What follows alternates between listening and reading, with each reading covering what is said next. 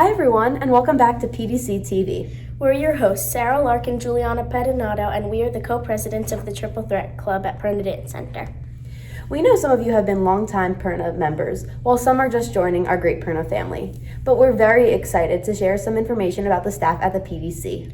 Our first pair of reporters have interviewed someone very special. Let's see what Layla Sedlak and Jiuliana DeVizio have learned during their interview. Hi, my name is Layla.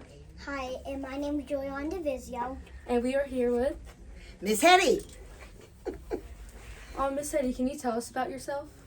About myself? Yeah. Oh my gosh. Let's see. Well, I was born in Detroit. Came to New Jersey. My parents came from another country. They settled here in New Jersey. And very soon I loved dancing, so I started to dance. I have lots of brothers and sisters and a nice family, and that's basically it. What is your pet peeve? Oh, my pet peeve is when people don't do what they say they're gonna do. You would think it would be to be early is to be on time, because I'm big onto that too. But when you the responsibility, so you say you're going to do something and sometimes you don't do it. That just annoys me. I would rather somebody come and say I didn't get to it or I didn't do it. It's a pet peeve of mine. So the studio has been open for 30 years now. Yes. Would you have ever thought your formal students' kids would dance here too? Never. I have grand dancers now. It's so exciting. We have lots of grand dancers, over 50. It's kids that have graduated, and now they got married. They went to college, they got married, they're having families, and they're bringing their dancers back here. I know your mom. Your mom is a grand dancer. You're a legacy. Yes, your mother was a dancer here. I never, ever thought they'd come back to me. But I'm so proud and so happy. When you were younger, did you have a dance teacher that inspired you? Oh, you're so good. Yes, Mrs. Wiley, she was God to me. She was God. She was an original Roxyette, which is before the Rockettes. This man named Mr. Roxy started a kick line, and she was one of those. And I love Mrs. Wiley to this day. I mean, she's in heaven, but she was my God. And when I opened my studio and we would go to conventions and competitions together and she would be there, I would ask her to bless my kids. She was just so wonderful. And when I was little, because of her, I started my own dancing school in my basement when I was I think I was 7 years old, and I used to charge the neighborhood kids a penny to come to take class. And what you would get for the penny is a class, but I would give you a colored toothpick, and then I would collect all the pennies, and then when we got 26 pennies together, we could go buy a record. It was a 45, it's a small record. It was 25 cents for the record and a penny for tax. So then the class would decide what we would go to buy. So we would all go to the Woolworths, which was 5 and 10, and we'd buy one record, and then we would use that record for the next weeks and weeks and weeks of classes until I got another 25 cents plus a penny for tax to buy another record. That's how I started my first studio. That's really cool. In the basement. Yeah. What is your favorite dance routine that was performed at the Perna Dance Center? Oh, I have so many favorites. It's like asking for your favorite kids. In all these years, there's so many good ones. Oh God, there's so many. Of course, things like the opening number of the cruise, getting out of town. I love that one. I loved River Dance. I loved. Gosh, there's so many. Every closing number is my favorite. Every opening number is my favorite. I just love all the theatrics of that. I can't tell. You can't tell who's your favorite child, so I can't tell who my favorite routine is.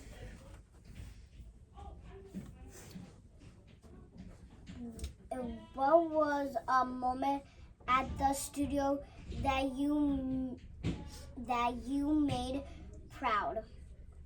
Oh, that made me proud of the studio? Oh, that's a good question, because there's so many.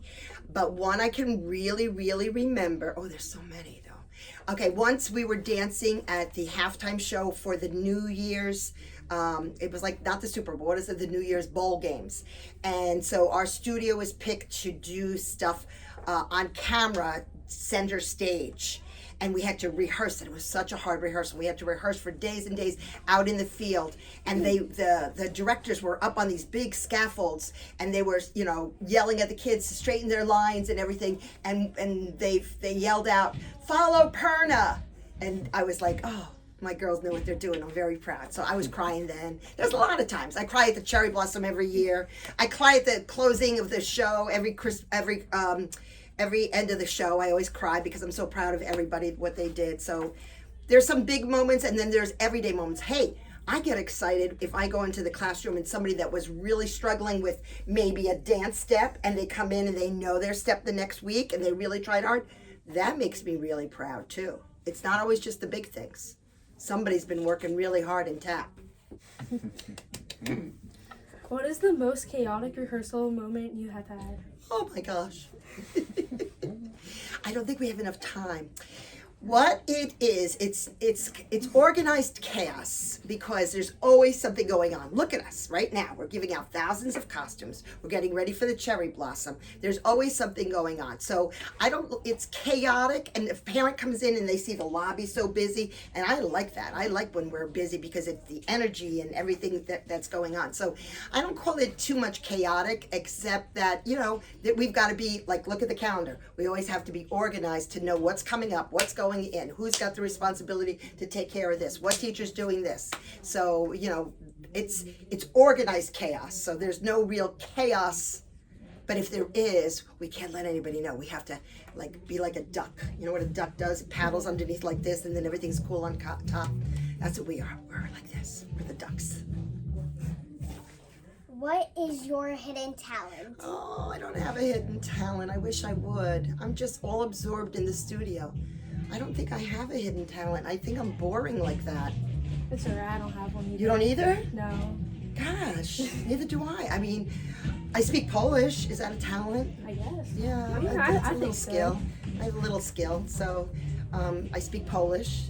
Liza speaks Polish, so I speak Polish with her a little bit. She's better than me now. Tell them why you speak Polish. I speak Polish because my real name isn't Miss Hetty. What is it? My real name is Jadwiga. Jadwiga. That's my real name. Hedy is a nickname. Jadwiga was the queen, actually the king of Poland, I believe in the 1600s or something like that, really early. So when my parents came to this country, my name was Jadwiga, and the nuns at school, they didn't know how to say my name, so they said, "What's the English name?" And my mother said, "I don't know." So the nun said, "I think the name Jadwiga means Hedwig." Do you know Harry Potter? Okay, Hedwig, the owl. So my whole life I was Hedwig in school, Hedwig.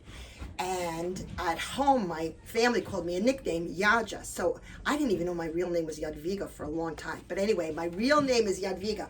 But then when I got a job, people were like, "Well, what's your real name?" I go, "Jadwiga," and they couldn't say it. So they had a contest in the office to name me a nickname.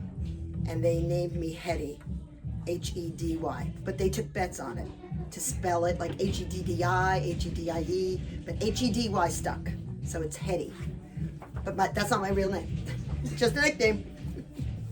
Now the last question that everyone's been wondering about. How many bobby pins do you actually need for a bun? Okay, a proper bun, if you use a proper hairnet, doesn't require as many bobby pins as you think.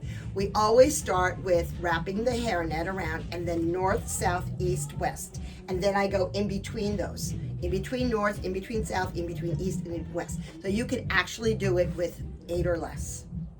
But I know that your moms are very, very good, and they put in a lot, right? Yeah. Boy, we go through a lot of bobby pins. We go through a lot of bobby pins and safety pins here, don't we? Yeah. A lot of bobby pins, safety pins, and red lipstick. Yes. Always have to wear the red lip. I love red lipstick. I think everybody should wear lipstick all the time. Yeah, we should start that trend. I like that trend. Yeah. Do I have it on now? I do. I have a little cold sore, but I have my lipstick on. Well, thank you for. Oh, that was good. That was easy. Oh, you didn't stump me too much. Thank you, girls. Thank you, everyone. Bye. Bye. Wow. I've been dancing here for 14 years and just learned so much about Miss Hetty. I know, there are so many memories and stories at the PDC, and we'll get to hear more in later episodes on PDC TV. Stay tuned for more interviews to learn more about the staff at the PDC. Bye. Bye.